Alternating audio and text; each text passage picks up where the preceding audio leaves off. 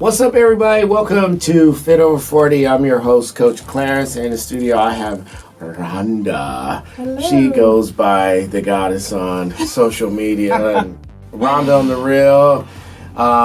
She's also part of WeLinked Social, which I think is pretty cool. Hopefully, we can talk about that a little bit and see what's going on with that, because it's been a while since she's been here. Yes. And we are privileged to have her in here. And she brought the guns today, ladies and gentlemen. I feel like my guns are lacking ammo because she is like lean and mean. And anyway, Rhonda, what's going on? Not too much. I'm very excited to be back on with you guys. And I think, what has it been, 2 years, year and a half? About a year and a half, I'd say. About a year and a half, probably. Yeah. I think the last time I was here, I was just launching my business. Yep. And that has really gone nowhere. Okay. Why do you think it was that a is? Really exciting beginning. And trust me, I've got several of those then there was a stories. dumpster fire. Okay. La-di-da-di-da-di. And then here we are. So what happened? What do you think people just weren't trying to So connect? I'm just going to briefly background it, Yeah. if that's okay. Mhm. So I started a business for dating, and it wasn't for online dating. What it was is for people to meet. It was kind of a mixture of like a speed dating slash group date. But what was different about what I do is that you get to pick the people who are in attendance. And so that's the main idea of my business plan. And I did launch it, and I did host a few events that were very unsuccessful, much to my disbelief. And then that was that. And I've spent the last year now trying to figure out why it wasn't working. And yeah. That's where I'm at right now. So now here we are. What did you come up? Why do you think that wasn't successful? Because I thought it was a great idea because you could pick the people you were kind of interested in. Yeah, I actually know that my plan does work, and I'm going to tell you why. Tell me and why. I'm going to tell you that my business isn't dead. It's just sleeping for a few minutes. It's sleeping until I can relaunch it in a way that I think will be better.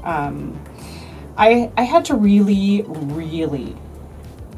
be very introspective and really take a huge step back this last year and do some self-isolation and really get into, I didn't understand why it didn't work, because everybody said what you just said.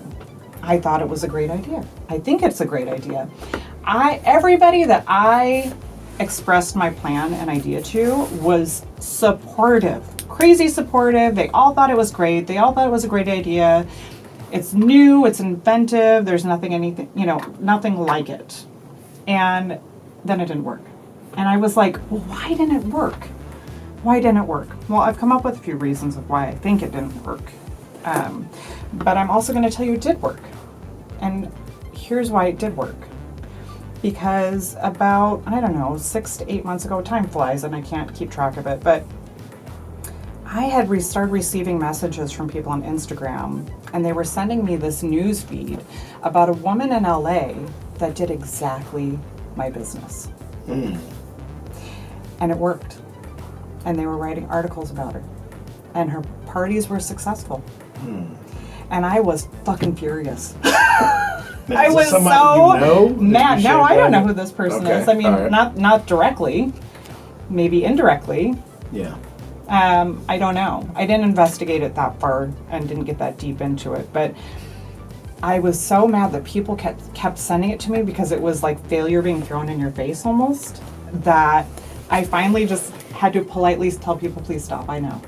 I realized that somebody else did exactly what I set out to do, and they did it better. I get it. And I realized a couple of things. One, the age group that I thought I was catering to was wrong. What was the age group? I thought I was catering more to people 35 plus. Okay. I was not. And I'll tell you why. They are too timid. They were too timid to be involved in this. And she was catering to more younger people, and that worked really well. They were willing to go out and be the partiers. Really? And so that was my first thing. And so I guess before I get too far into, I'm not going to get too much into like what worked for her and what didn't work for me. But what I did have to do after my my epic disappointment and irritation with seeing it being thrown in my face of that it does work. But I had to recognize, wow, you know what? That's actually a win for me because that does work and I know it does work and I have the patents. I have the name. I have the business plan. And I had to really like roll back a little bit and just say, how can I take this as a learning experience and as a win? And so I didn't investigate too far into her plan and her model because I just didn't think that that was valuable. But I just started asking people more questions. And I asked a friend of mine who I thought was kind of like he would have been the person that I would have wanted at an event. He's like 35, 36, good looking single dude. Like he was like what I thought was my main type of guy. And we were just kind of talking randomly about our kids or whatever, and I asked him about it, and he's like, why would I ever go to an event like that? Why would I ever invite girls that I want to meet to an event where there's going to be other guys? And it sounds so simple, but it literally blew my mind that he said that. It was literally just like this crazy aha moment of like, I never had anybody say that to me. I never had any guy say, I would never do that. And I was just like, okay, wow. So now I need to understand, how can I overcome that objection? So how did you overcome that? I haven't yet. I'm still in the planning mode. But I think that was valuable critique. And I think that with all these things kind of coming into play, I think it's helping me come back better. And it's helping me build better. Sometimes you have to get slapped around a little bit before you realize that you need to be better.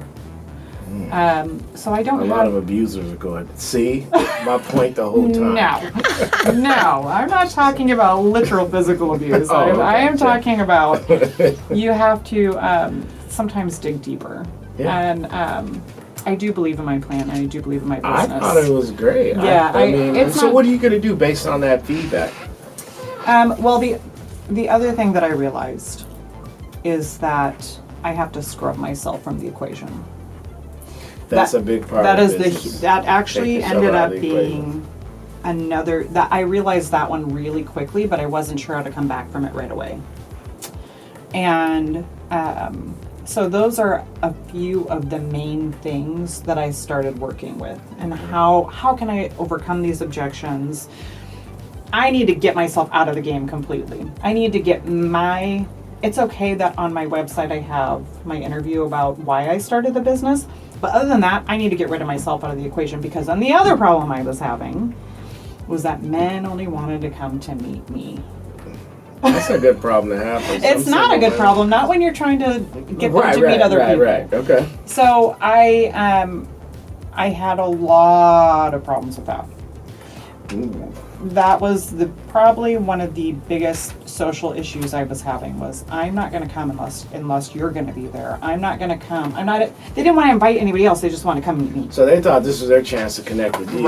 Right. And so then I realized, wow, I have to completely scrub. I thought that my personality would be the thing that would get people to go in the wrong way. You're talking about men, right?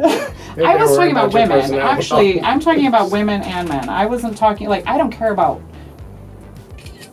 the specifics of man versus woman, because my parties are not designed, it's supposed to be a 50-50. Yeah.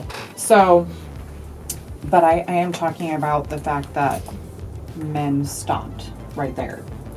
And the minute I would say, well, I will be hosting, but I am not available, they'd be like, well, I'm not going. Okay, well, there goes that. And if I can't get them to go, then I can't get them to invite other people. And if I can't get them to invite other people, then nobody's coming. So did you ever compromise and say, yeah, I'll be there? Just see. No, I'm there. I tell everybody I'm there, but I'm not dating anybody. Mm. So that was also another lesson learned. So yeah, I have a lot of things to work on. I actually, my mind is always going, and I always have things I'm thinking and working on, and new ideas are popping every day. And so I feel really confident that it's going to come back around and it's going to be really successful. But I have so many other ideas and so many other ways of making it successful that I'm not worried about it anymore. I think you should. I think you should do that. I think people inviting people through social media, people they like. I maybe get rid of, but I don't think your advertisements ever said dating or anything like that. It was just like a gathering and people had the chance to shoot their shots, as the kids say. Right. Make their move, That way people feel comfortable. It's just a gathering of single business people. Maybe the only criteria is the people who show up are single. That was, yes, the general criteria. That was supposed to be one of the fun of the events, was that you're not going out to a bar and just